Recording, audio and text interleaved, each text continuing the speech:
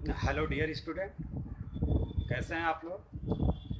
तो आप लोगों ने इसके पहले क्लास 10 टेंथ के एनसीईआरटी बेस्ड केमिस्ट्री में पहला चैप्टर जो पढ़ा था उसका नाम था केमिकल रिएक्शंस एंड इक्वेशंस। हम पहले और दूसरे पार्ट को पढ़ चुके हैं ऑलरेडी। तो आज हम लोग इसके तीसरे पार्ट को पढ़ेंगे। और तीसरे पार्ट में क्या है? तो तीसरे पार्ट में हम इसको पढ़ेंगे टाइप्स ऑफ केमिकल रिएक्शंस, यानी रासायनिक अभिक्रियाओं के प्रकार। ये कितने प्रकार के होते हैं?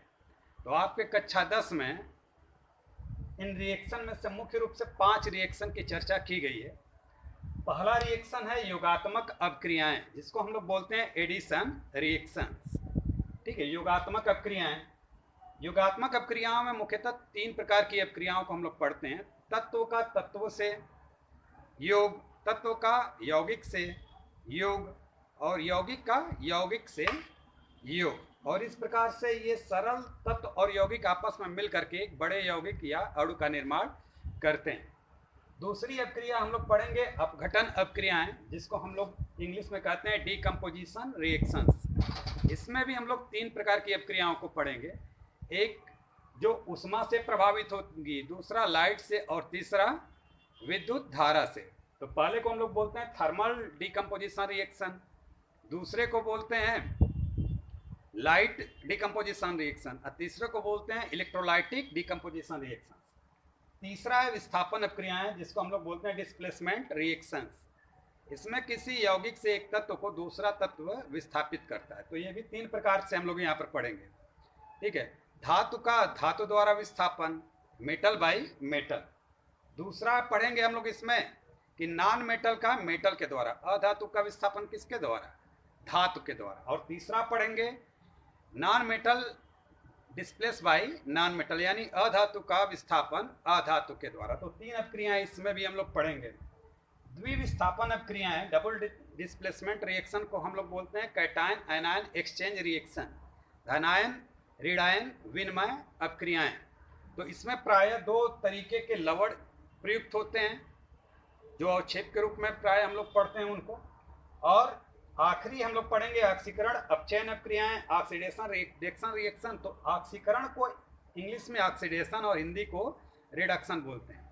तो यहाँ पर अगर कोई तत्व या यौगिक ऑक्सीजन से जुड़ता है तो उसका ऑक्सीकरण होता है, यानी ऐसे तत्व या यौगिक में ऑक्सीजन की संख्या बढ़ी हुई दिखेगी। और अगर किसी तत्व या यौगिक में हाइड्रोजन जुड़ता है तो उसको हम लोग बोलते हैं रिडक्शन या अपचयन अभिक्रियाएं, और ऐसे तत्व या यौगिक में हाइड्रोजन की संख्या में वृद्धि दिखेगी। तो हम लोग पहले अभिक्रिया के बारे में चर्चा करते हैं और इसके उदाहरण को भी लिखते चलते हैं।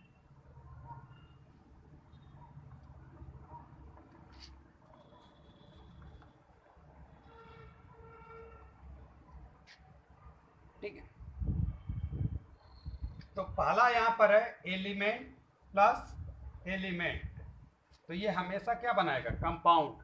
और इसका उदाहरण यहाँ पर हम लोग ले सकते हैं H2 प्लस Cl2, तो बनेगा 2HCl।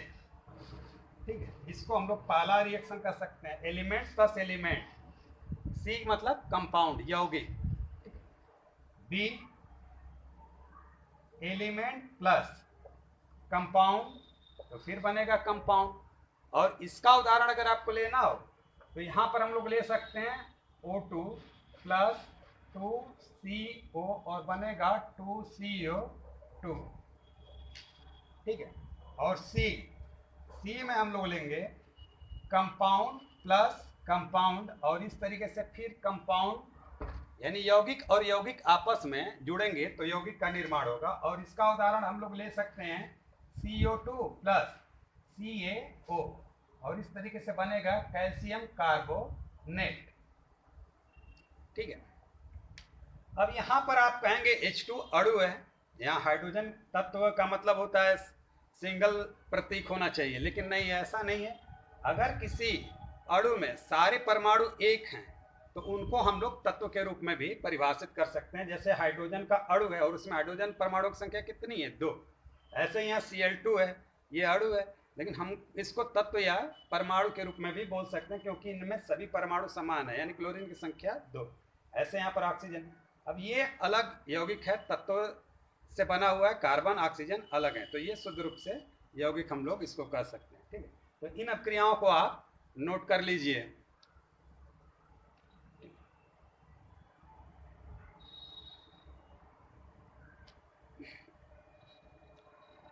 नोट कर लिया, तो ठीक है। अब हम लोग दूसरे रिएक्शन को शुरू करते हैं, डीकम्पोजिशन रिएक्शन। ठीक है, डीकम्पोजिशन यानी कि विघटन या अपघटन अभिक्रियाएं, विघटन या अपघटन। तो सेकेंड जो है हम लोगों का है अपघटन अभिक्रियाएं, तो इसको हम लोग बोलते हैं डीकम्पोजिशन रिएक्शन, डीकम्पोजिशन रिएक्शन। ठीक है, तो डीकम्पोजिशन में पहला हम लोग पढ़ते हैं, अगर एक है तो थर्मल यानी कि ऊष्मीय अपघटन अभिक्रियाएं, और इसका उदाहरण हम लोग पढ़ सकते हैं कैल्शियम कार्बोनेट को जब हम लोग गर्म करते हैं तो ये कैल्शियम ऑक्साइड और कार्बन डाइऑक्साइड में टूट जाता है। ठीक है, और दूसरा अगर हम लोग कहें सेकेंड इसमें बी, अगर कहें लाइट डीकम्पोजिशन प्रकाश अपघटन अभिक्रिया, तो प्रकाश की उपस्थिति में सिल्वर क्लोराइड सिल्वर में टूट जाता है और क्लोरीन गैस इससे क्या होती है, मुक्त होती है। ठीक, और तीसरी अभिक्रिया सी इलेक्ट्रोलाइसिस, इलेक्ट्रोलाइटिक डीकम्पोजिशन रिएक्शन अगर हम लोग देखें तो ये किस में होता है, तो अगर हम अम्लीय जल का विद्युत धारा द्वारा विद्युत अपघटन कराएं तो हमको हाइड्रोजन और ऑक्सीजन गैस प्राप्त होती है और जल का अणु टूट जाता है। तो 2H2O एरो बनाकर लिखेंगे 2H2 प्लस O2, और यहाँ पर अम्लीय माध्यम के लिए, और यहाँ पर क्या प्रभावित करेंगे, इलेक्ट्रिक करेंट।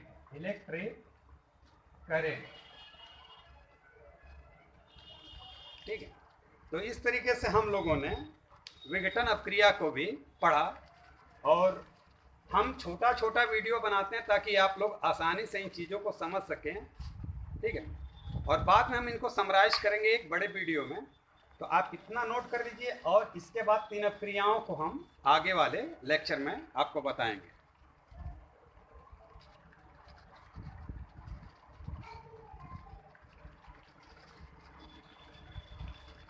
तो नोट कर लिया है, तो अब अगले हम अपने अगले पार्ट में इसको कंप्लीट करेंगे। ठीक है, ओके।